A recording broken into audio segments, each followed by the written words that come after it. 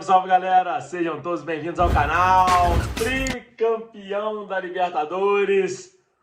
Terceiro título, tão sonhado do tricampeonato, que poderia ter sido tetra, né? Não fosse aquele escorregão do Andrés Pereira o ano passado em Montevidéu. O Flamengo é campeão da Libertadores, vence o Atlético Paranaense por 1-0 no estádio Monumental Isidro Carmoneiro, em Guayaquil, no Equador. O Flamengo conquista seu tricampeonato da Libertadores 81, 2019 e 2022. De novo ele, Gabigol, autor do gol do título. O cara é cabuloso em final, não pipoca. Bom, como toda final, como é normal, praticamente toda final, um jogo amarrado, um jogo estudado, um jogo de xadrez, um jogo que os movimentos podem decidir um campeonato. E o Flamengo hoje foi campeão em dois detalhes. Primeiro detalhe foi a expulsão do jogador do Atlético Paranaense, óbvio. Mas o segundo detalhe é o que ocasiona essa expulsão, porque o Filipe Luís, que é um jogador mais veterano, ele acaba se machucando no primeiro tempo, no começo do primeiro tempo ainda, é substituído pelo Ayrton Lucas, jogador mais jovem, jogador mais viril, mais rápido que o Filipe Luís, e ele, com a sua velocidade, ganha a bola na disputa com o jogador do Atlético Paranaense, o Pedro Henrique. Ele chega antes, o que faz com que o jogador do Atlético Paranaense chegue atrasado, faça a falta e receba o segundo amarelo. E ali o Flamengo ganha a superioridade numérica de 11 contra 10. E 5 minutos depois da expulsão, o Flamengo chega a seu gol. Gol que coroa o título do Flamengo. Você vê como é que o futebol é detalhe, muito detalhe. Você vê, talvez o Filipe Luís estivesse em campo e não chegaria nessa bola, e o jogador do Atlético Paranaense não seria expulso. Futebol é coisa de doido, né? O árbitro muito bem, não é porque foi a favor do Flamengo não, mas o Pedro Henrique ele deu um pontapé por trás no Gabigol no primeiro amarelo, e nessa ele chegou para disputar a bola, porém quando ele chega atrasado ele dá um carrinho lateral, poderia até ter lesionado sério o jogador do Flamengo, foi expulso corretamente. Mas sobre o jogo, deixando de fora agora os detalhes, que futebol é detalhe, final, né, gente? Final é complicado. Assim como foi a final Flamengo e River, assim como foi a final Palmeiras e Santos, assim como foi a final Flamengo e Palmeiras, e hoje Flamengo e Atlético Paranaense, são finais com jogo amarrado, todo mundo se espera um bom futebol. O bom futebol não acontece porque as duas equipes têm medo de errar. O único ruim de jogo em final única é isso. As equipes têm medo de errar, porque sabem que se errar, vai acabar ali.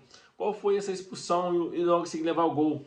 Mesma coisa foi o Flamengo ano passado, quando a Andrés Pereira escorrega na prorrogação. No Santos e Palmeiras, aquela briga antes do lateral para o Palmeiras, que ocasiona o gol do Palmeiras já nos acréscimos do jogo que dá o título ao Palmeiras em 2021. Para ver como é que é detalhe, 2021, 2022 contra o Santos, como é que é detalhe. Como foi o Flamengo e River Plate, quando o Pinola erra o lance, que era um lance ligeiramente fácil, deixa a bola, a feição para o Gabigol fazer o gol da vitória contra o River.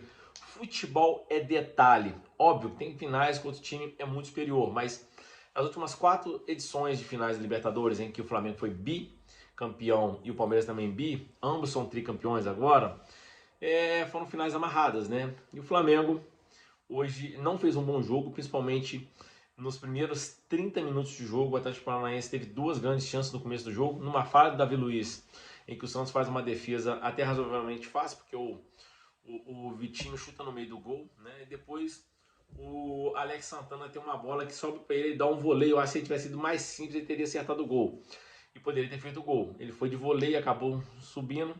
Depois o jogo foi ficando aquele jogo de meio campo, amarrado. O Filipão optou por jogar com um time mais jovem, um time mais rápido na frente, e conseguiu espelhar a marcação. O Flamengo tinha muita dificuldade para sair para o jogo. Era um jogo amarrado, né? Dependia muito de individualidade.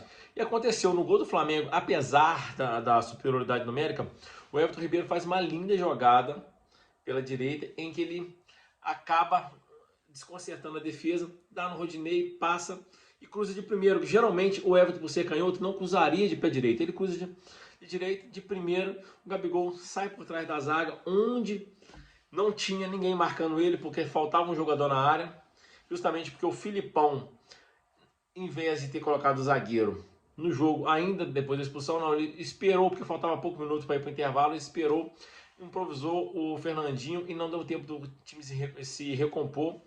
O Gabigol entra, faz o gol. Futebol é detalhe. Talvez se o Filipão tivesse ali depois da expulsão parado, colocado o zagueiro, tirado um atacante e ajustar a defesa, talvez o Flamengo não teria superioridade numérica lá na hora do gol. Porém, o Everton Ribeiro, com a jogada que ele desconcerta, foi uma jogada muito bonita, ele acaba quebrando a marcação, aquela individualidade. Já no segundo tempo, o jogo do Flamengo poderia ter até matado o jogo. O Flamengo teve chance com o Cebolinha, teve chance com o Pedro, teve chance com o Vidal, teve chance com o Gabigol cara a cara, que o Gabigol no pé direito, ele geralmente ele não tem a mesma exatidão que tem com o esquerdo. Esse é o mal do canhoto, não é uma exclusividade do Gabigol. Geralmente quem é destro chuta bem com as duas, né? Profissional, até peladeiro. E o canhoto ele tem extrema dificuldade em chutar bem com a direita. Embora com a canhota ele seja extremamente habilidoso. Isso é o dom do canhoto, ser um cara acima da média, porém para usar o pé destro, né, o direito, tem dificuldade. O Flamengo depois, com a experiência do Davi Luiz, do Léo Pereira, começou, e principalmente do Vidal, que entrou no segundo tempo, eles começaram a tocar a bola e fazer o tempo passar. O Atlético Paranaense se mandava, começou a jogar algumas bolas na área, o Flamengo deu essa oportunidade para o Atlético Paranaense, algumas faltas ali beirando a área, que ele cruzou muitas bolas, teve uma bola que o Terán chutou em direção ao gol, o Santos fez uma defesa bonita até, sem soltar a bola, chuveirinho de lateral na área, era o que o Atlético Paranaense conseguia fazer na base do empurra.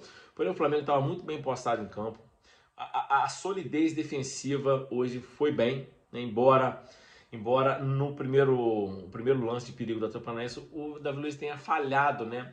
E se o Vitinho chuta uma bola um pouco mais forte, precisa, de três dedos, não, né? De lado, a pancada de lado, talvez ele poderia ter feito gol.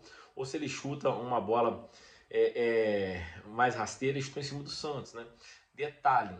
E o Flamengo, como eu disse, foi encaminhando, o tempo foi fazendo o tempo passar e teve até a chance que o Cebolinha numa linda jogada pela esquerda, mas o jogo foi se caminhando e acaba 3 títulos se igualando a Nacional do Uruguai, ao Olímpia do Paraguai, ao São Paulo, ao Santos, ao Grêmio e ao Palmeiras.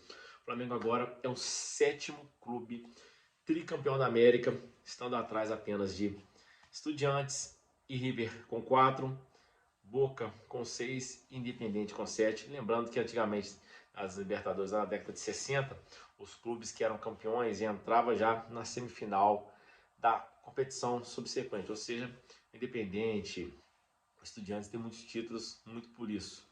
Mas e o Peñarol, né? Muito por isso. O Peñarol também tem 5 títulos, né? Eu estava esquecendo o Peñarol. Bom, muito feliz. Demorei para vir fazer o vídeo, que óbvio estava comemorando, não tinha condições zero de vir fazer o vídeo. Muito bom ser Flamengo. E o Flamengo chega a seu 22º título gigante, né? Quando a gente soma títulos nacionais e internacionais. 7 títulos internacionais e 15 títulos nacionais. Dos 7 títulos internacionais são 1 Mundial, 3 Libertadores, uma Recopa Sul-Americana, uma Copa Ouro Conmebol e uma Copa Mercosul. 7 títulos se junta a 8 brasileiros, 4 Copas do Brasil, 2 Supercopa e uma Copa dos Campeões. 22 títulos gigantes. E com o título de hoje e o título de semana passada, atrasada, contra o Corinthians, o Flamengo agora tem mais 3 títulos em disputa, que é o Mundial de Clubes, onde já tem o Real Madrid, campeão da Champions, a Recopa Sul-Americana, onde ele vai enfrentar o Independiente Del Valle, o mesmo que o Flamengo enfrentou em 2020, e praticamente tudo certo, e a Supercopa será entre Flamengo e Palmeiras. É isso aí, um abraço, feliz demais, tricampeão da América. Esse pet aqui eu vou ter que mudar ele, agora é 3. É isso aí, um abraço, fiquem com Deus. Tricampeão da América. Bom, tem que comprar mais uma, né?